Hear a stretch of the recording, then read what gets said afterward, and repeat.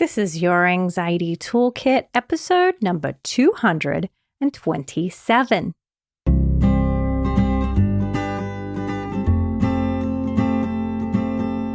Welcome to Your Anxiety Toolkit. I'm your host, Kimberley Quinlan. This podcast is fueled by three main goals. The first goal is to provide you with some extra tools to help you manage your anxiety. Second goal, to inspire you. Anxiety doesn't get to decide how you live your life. And number three, and I leave the best for last, is to provide you with one big, fat virtual hug. Because experiencing anxiety ain't easy. If that sounds good to you, let's go.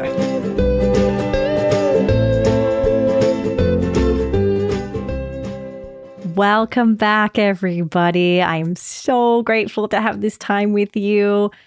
As you know, I promised this year would be the year where I double down and get really into the nitty-gritty of some of the topics that people don't talk enough about regarding anxiety. And today is so in line with that value. Today, we are talking about what is derealization and depersonalization. These are two, what I would consider symptoms of anxiety. I see it all the time in my practice. I see it reported and commented all the time on Instagram. If you follow me on Instagram, we put out tons of free information there as well. This is such an important topic, and for some reason, we aren't talking about these two topics enough. So my goal today is actually to give you kind of a 101 on derealization and a 101 on depersonalization. We can touch upon derealization disorder and depersonalization disorder as well. But at the end, I want to give you as many tools as I can to point you in the right direction. Okay, so before we do that, let's do the I did a hard thing. Because we love that, right? The I did a hard thing is a segment where people submit the hard things they're doing. The main reason I do this is because number one, you're my family. We're all in this together. But number two, often people, many years ago when I started the podcast, people were like, when I started saying it's a beautiful day to do hard things, which I say all the time, a lot of people were saying like, but how hard does it have to be? And how do I handle the hard things? And can you give me an example? And so these have been just such a wonderful way to share how other people are doing hard things. This one was submitted anonymously, and they said, I've struggled with suicidal ideation for a very long time. And after years of therapy, self-discovery, and lots of hard work, I'm finally accepting that I am better off in the world than out of it. Now, I just have to take a deep breath and nearly cry because this is seriously the hard work, right? Sometimes when we're talking about I did a hard thing, we're talking about facing one small thing or one large thing.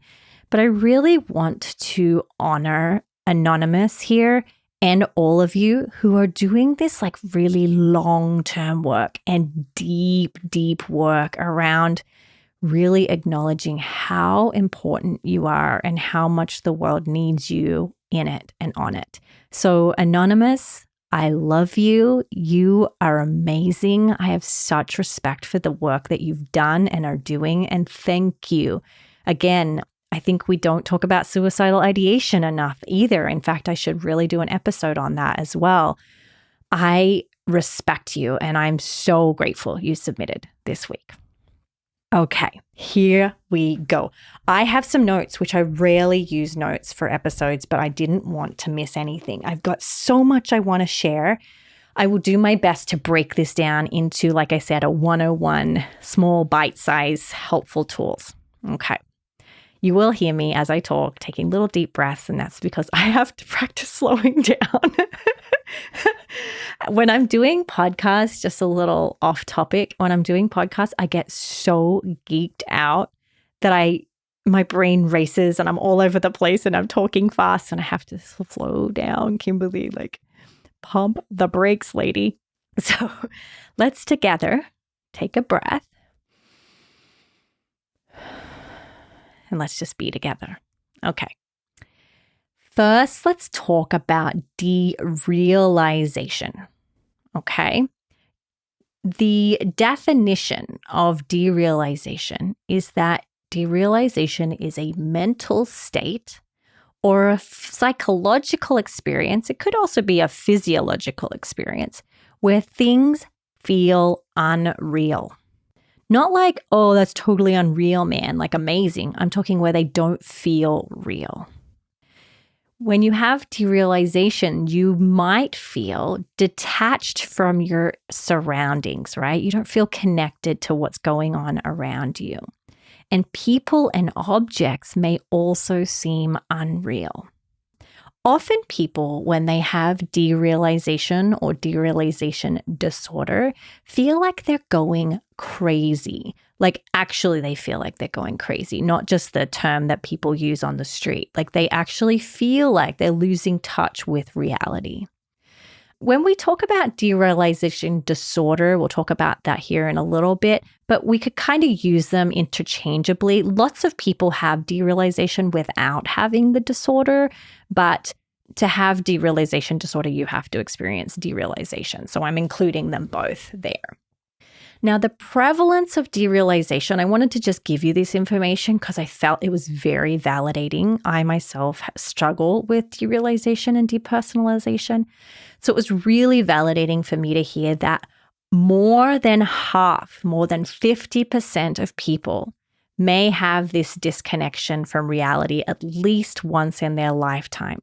And 2% of people experience it enough for it to become some kind of disorder, like derealization disorder, or even a dissociative disorder like amnesia, right? If you're concerned, you can go speak with your doctor or your therapist or a licensed therapist for an assessment if you're concerned about it. A lot of people who I have seen have already been to the doctor, gotten cleared as, am I schizophrenic is often a very big concern. People often feel that they've been misdiagnosed. Now, derealization is similar, but distinctly different from depersonalization, which we will talk about here soon. Some symptoms of derealization include feelings of being unfamiliar with your surroundings, like you feel like you've never been there before, or you may feel like you're living in a movie or a dream. You may feel emotionally disconnected from your loved ones, right? Or colleagues or friends. Like you just feel very numb. And like I said, you're just very out of order. Things feel very strange. Your surroundings and the environment also may appear distorted, blurry, colorless, two-dimensional, or artificial. I remember the first time I ever had derealization. I was sitting across from a client when I was an intern. I was very anxious. And I've talked about this on the podcast before. I was sitting across from them and all of a sudden their body looked like a caricature of themselves. You know the caricatures where their body is really small and their head is like huge? I was looking at my client trying to be a therapist and I'm thinking, what happened? All of a sudden their neck was very, very small and short and their head looked gigantic. And it looked like a drawing, like not three-dimensional, but two-dimensional. And that was so concerning to me. I freaked out. I got through the session. Thankfully, again, I had tools to use, but it was really scary. And it actually brought on some panic later in that evening because it didn't go away for a little bit of time. Now, depersonalization, the definition of depersonalization, involves feeling a detachment, not from your environment, like in derealization, but from your own body and your thoughts and your feelings. Think of it like it's like you're watching yourself from an outsider. I always say it's sort of like you're a fly on the wall looking at yourself, it's like looking at a movie of yourself. Now, symptoms of depersonalization include feelings that you're an outsider observer, like I just said, like you're disconnected to your body again. Others report that it feels like they're a robot and that they don't have control of their movements. Again, you feel like you're watching yourself and you don't have control of what's going to happen next. Another symptom of depersonalization may include the sense that your body and legs and arms appear distorted. They may feel enlarged or shrunken. Some people report that their head is wrapped in cotton, and that's a different symptom. Another example I always use with my patients is often when I have depersonalization, which isn't very often anymore, is I'd look at my hand and I couldn't tell if it was my hand or not. Like I didn't feel like it was my hand. Again, really scary, can feel really concerning in the moment. Now, you may also experience some numbness, whether that's emotional or physical. Some people say all of these symptoms are similar for derealization as well. And you may feel like your memories lack emotion. Again, you're disconnected from your own experience. So that can be an additional symptom of depersonalization. Now, for both, I'm going to talk about them together now. So for both, the duration of these symptoms may last just a few minutes. They can last a few hours. Some people, particularly if you have derealization disorder or depersonalization disorder, it can be days, weeks, and months, right? And that severity, I would encourage you to go and speak with a mental health provider who is trained and can assess you properly, right? Now, to be diagnosed with derealization or to be diagnosed with depersonalization, there is no lab test. There's no scan you can have. It requires a trained professional to review your symptoms and give you the diagnosis. You could probably, by listening to this, define for yourself whether you have the criteria to meet this classification. But if you're wanting, to be sure, I strongly encourage you to seek professional help to get that diagnosis. Now, the prevalence of these struggles almost always start in late childhood or early adulthood, right? And so the statistics, this is why I have my notes today, the average age starts around 16. 95% of cases are diagnosed before the age of 25. Not always, but that has been the common statistics that they're showing. So I think that's really helpful to know. Now, that being said, what do you do from here? The treatment of depersonalization and derealization is often CBT. Ta-da! Cognitive behavioral therapy. Basically, what we do, and this is a lot of the work that you probably already have skills if you've listened to a lot of the podcast episodes, a lot of it is around practicing your mindfulness tools. So the first thing I want to let you know is it doesn't mean you're going crazy, right? I totally get that it feels like you are, but it doesn't. And the good news is when you can stop appraising it as I am going crazy, you'll actually start to notice it's just a really strange feeling, but it doesn't mean anything's wrong. I once had a teen client who told me, he said he was laughing, we were giggling together, and he said, the crazy thing is, some of my friends pay a lot of money to feel this way by using drugs. And he says, I have it for free, right? I have this strange feeling, this out-of-body experience, and I don't even have to be under the control of a drug or a substance.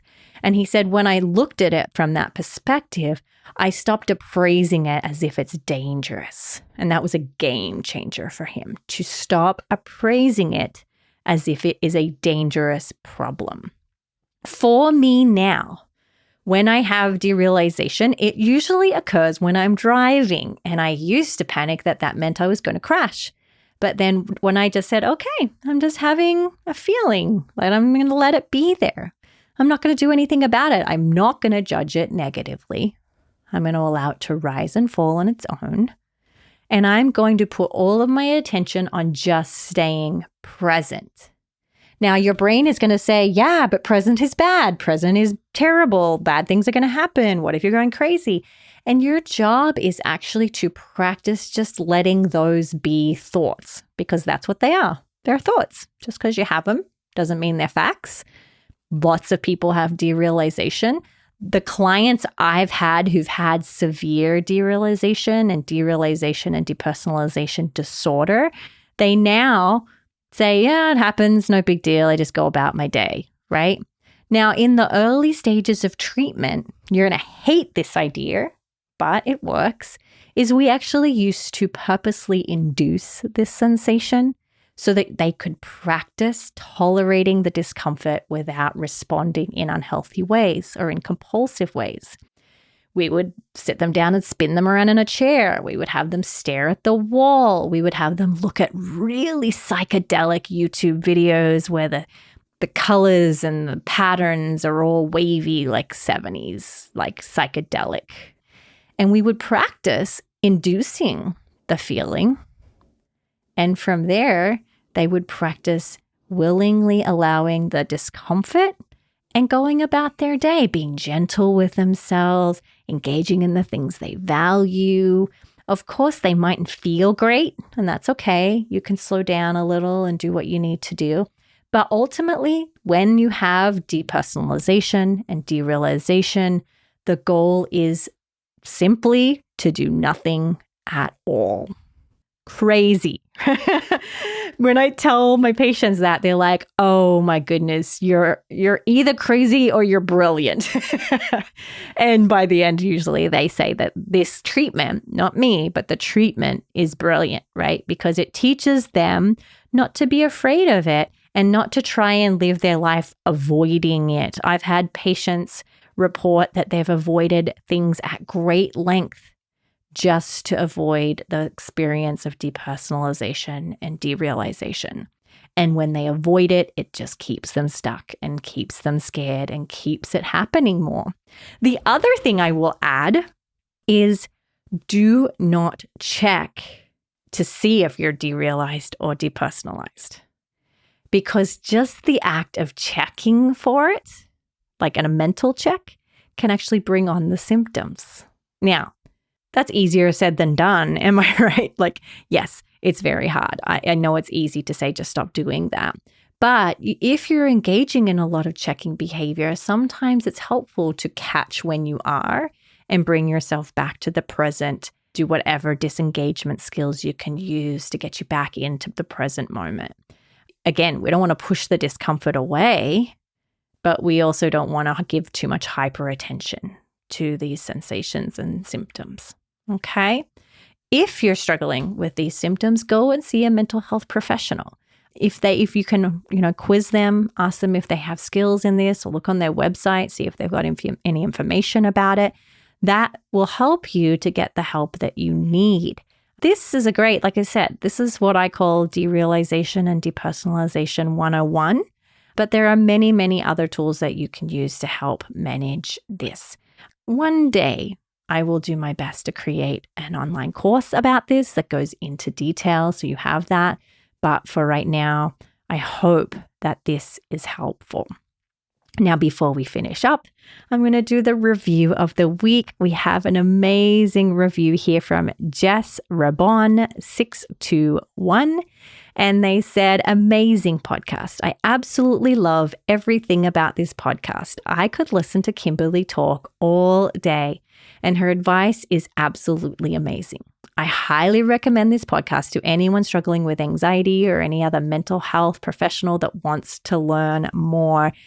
Thank you, Jess Rabon 621. I am so grateful that I've helped, and I'm so happy that you've left a review. Thank you. I love your reviews. They help me so much. 2022 is the year that I want to get 1,000 reviews. If you can help, I would be so grateful. Go and wherever you're listening, click on the reviews, leave a review. You don't have to write something. You can just rate it, leave an honest review. And I'm so, so grateful. We will be giving a pair of Beats headphones to one lucky winner by the time we hit 1,000 reviews. So I'm so grateful. Have a wonderful day, and I'll see you next week. Please note that this podcast or any other resources from cbtschool.com should not replace professional mental health care. If you feel you would benefit, please reach out to a provider in your area. Have a wonderful day, and thank you for supporting cbtschool.com.